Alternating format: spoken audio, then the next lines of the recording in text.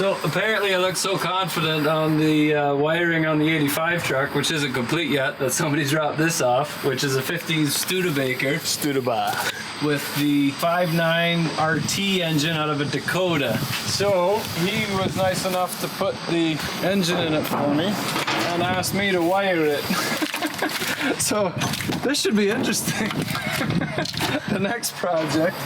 I think he wants the AC and everything working. I got some new AC lines I see. Put the steering column in, and he also dropped off the cab of the Dakota. And there's some goodies in there that I probably have to get going as well. So, well, we'll see what happens with this project.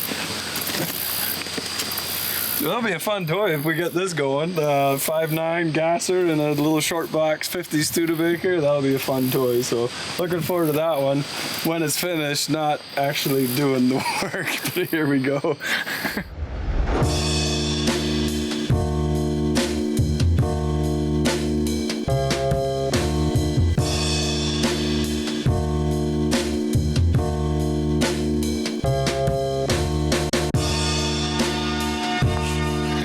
He says, yeah.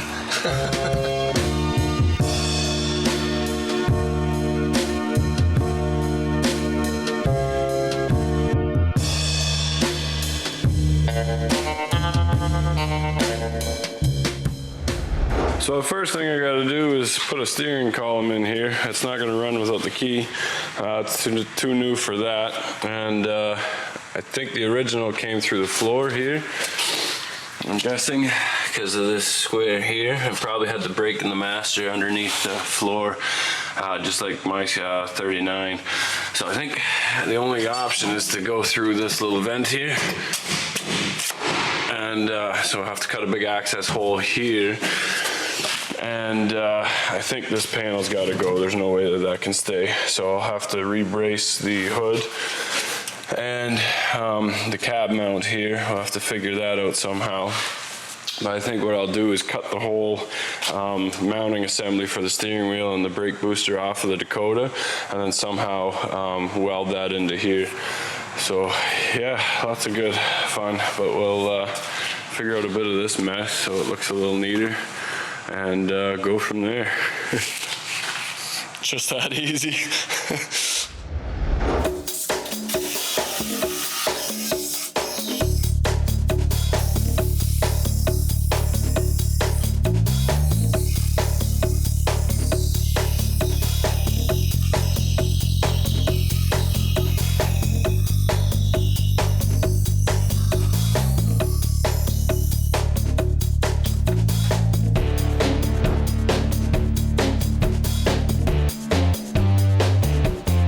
Straightforward. This firewall actually tilts on an angle, but the Dakota firewall does not. So what I did was I cut a section out of the firewall and then bent the firewall so it's level, and it actually does, you can see down below there, that's where the floorboard actually starts.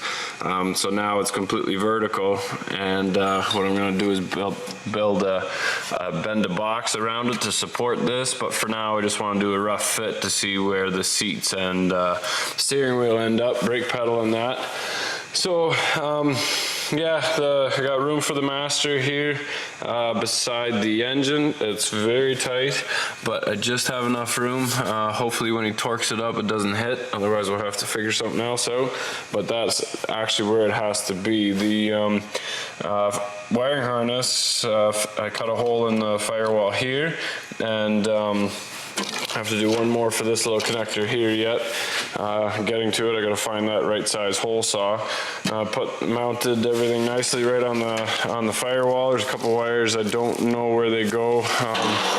I'll have to figure that out, look at a wiring diagram online. And then I ran the wires through the rad support and then out the wheel well for lights here. We're gonna have to add some turn signal lights as the M5 didn't have it. From there, the wiring harness goes underneath, comes back up again. I got my other headlights. I got this little computer here. This is the main ECU, I believe. That's a nice spot for it there. And I've got to tie the wiring up yet. Then in the cab, we're gonna have to figure something out here. He was gonna use these Tahoe seats. These are the old seats. I had these kicking around the shop because they were worn out, but it's too high, and you can see the steering wheel is too close. So I did mount the actual bracket out of the Dakota, and that's roughly where it's at in the Dakota, but keep in mind that the dash probably came out to here. So I'm gonna talk to him tomorrow, see what he wants to do. I think I'm gonna have to shorten this shaft and bring this one back, and then also get lower seats. And hopefully, this is a big climb here. I don't know why. Hopefully we don't have to drop this down.